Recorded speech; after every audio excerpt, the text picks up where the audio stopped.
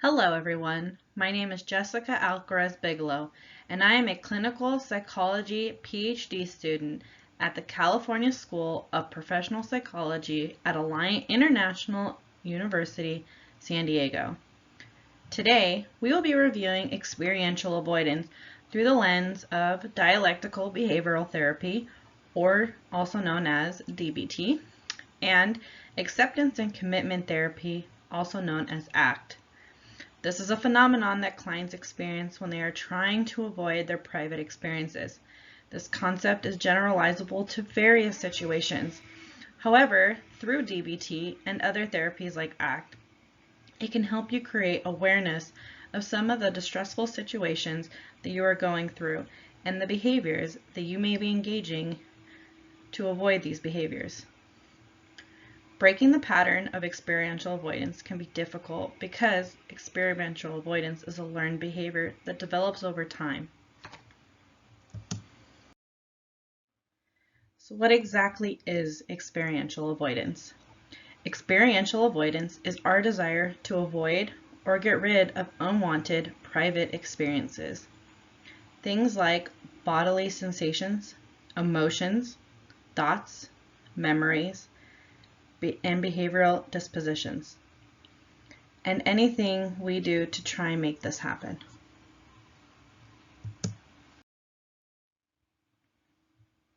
We all experience emotions such as anxiety, happiness, excitement, sadness, uncertainty, relief, and so much more, like pain, fear,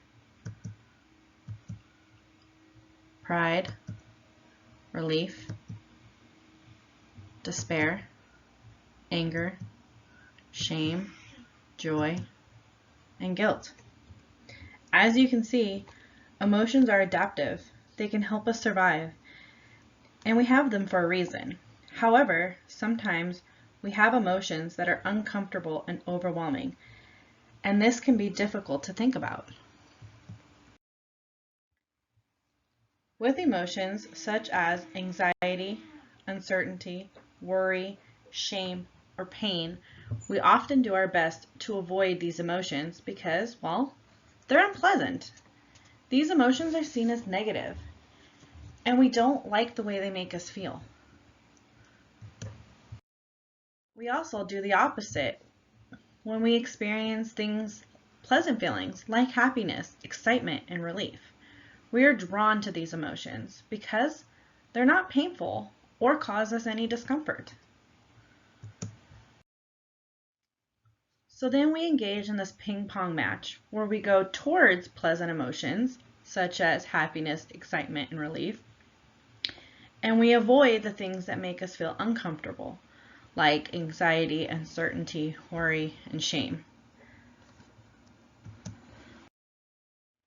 Now this makes sense, right? Why would we want to engage in emotions that make us feel bad? And why not always go towards the emotions that make us feel good? Wrong. Unfortunately, experiential avoidance creates only short-term relief, but not long-term relief. Research shows that higher experiential avoidance is associated with anxiety disorders, excessive worrying, depression, poorer work performance, higher levels of substance abuse, lower quality of life, high-risk sexual behavior, borderline personality disorder, greater severity of post-traumatic stress disorder, also known as PTSD, long-term disability, and higher degrees of overall psychopathology. Okay, so how does experiential avoidance exactly work? Think about an event or moment that was difficult for you, that caused you a negative or distressing feelings. This is called a trigger. Something in the environment triggered a response. This could be an argument with a family member, seeing an image on TV, or hearing a song on the radio.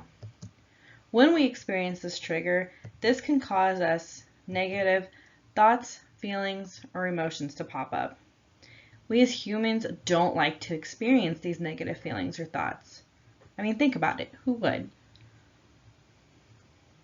As mentioned earlier, we want to do our best to make these feelings go away. This desire to get rid of our thoughts, our negative thoughts, feelings, and emotions are called urges. When we get this urge, we often engage in some sort of behavior, such as avoidance, self-harm, or using substance. This connection between trigger and these behaviors is learned. Triggers are originally developed through classical conditioning. Classical conditioning is a process that involves creating an association between a naturally existing stimulus and a previously neutral stimulus. For instance, if your ex-partner breaks up with you while a certain song is playing on the radio, now every time you hear this song, it can make you feel sad or depressed. And when your partner broke up with you, you get those strong feelings every time you hear that song on the radio. This is learned. Now when we experience the trigger, we get the urge to make ourselves feel better. We engage in some behavior that will make us feel better. Some of these behaviors may be avoidance, lashing out, engaging in sexually risky behaviors, isolating, engaging in reckless behaviors, substance use, or self-harm. When someone engages in these behaviors, they get relief. In that moment, someone may get relief from whatever feelings, emotions, or thoughts they are experiencing. This is from what's called operant conditioning. Every time we feel a strong emotion and we engage in a behavior to avoid or get rid of the emotion, it provides relief. This is called negative reinforcement. The more likely you feel these negative thoughts, feelings, and emotions, you will engage in a behavior to make that go away and provide yourself temporary relief. Unfortunately, this behavior only provides the temporary relief and not long-term relief. And we get caught in this cycle that goes round and round and round. For instance, we may get into an argument with a friend, and then after the argument, we feel a sense of worthlessness. This is that negative feeling and distressful thought. We then create a thought that no one cares about us. This person may then start to feel sad. So they engage in a behavior. They get the urge, and then they engage in the behavior to isolate themselves in their room. Going to their room then creates temporary relief. Meanwhile, while they're isolating in their room, they're removing themselves from social interactions that they enjoy, thus making themselves feel alone and more depressed. This cycle will continue and continue because the relief is only temporary, and these behaviors are maladaptive. Additionally, some components that can make the situation worse are vulnerabilities. Some things like fatigue, hunger, substance use, loneliness, and being in a negative environment can make the situation worse. Let's take the original example of getting into a fight with your friend. Now let's say you are struggling with substance abuse, such as drinking alcohol. If you were under the influence when you got into the argument with your friend, can you see how the situation may have been worse? How quickly this may reinforce our behavior to isolate or even drink more? Can we see that if we were hungry or tired when you got into the argument with your friend, how that can escalate the situation and make us feel sad after the argument? These vulnerabilities are something we need to do to manage to help lessen the impact of these interactions.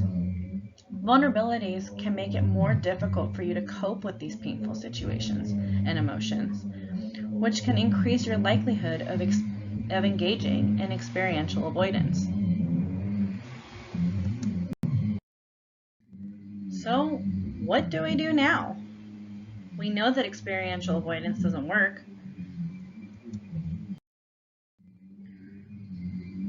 We try working on managing and working on these negative thoughts, feelings, and behavior when we're experiencing them.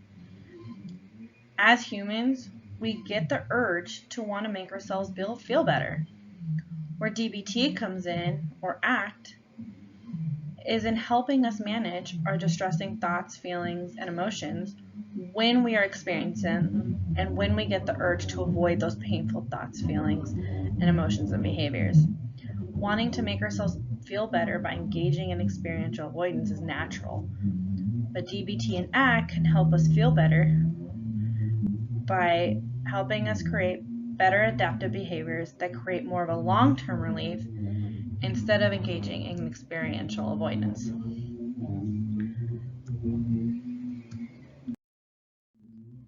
But how?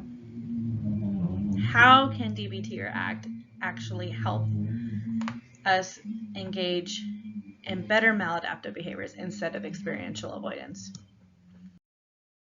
Well, with DBT or ACT, we can use skills to increase awareness of our avoidant urges and decide not to act on it. Experiential avoidance only creates that short-term relief, as mentioned before, and is not helpful in the long term. Experiential avoidance helps us feel better in the moment, but it does not help with values and lifelong living goals. It can also increase stressors and increase distressing thoughts, feelings, and emotions. Through DBT or ACT, they can help us manage and improve emotion regulation, distress tolerance, interpersonal effectiveness, mindfulness, acceptance, being committed with our actions, cognitive diffusion, viewing yourself as context, and working towards your values. All of these skills that you can see here through therapy can help provide relief in long term instead of engaging in experiential avoidance. That's all, folks.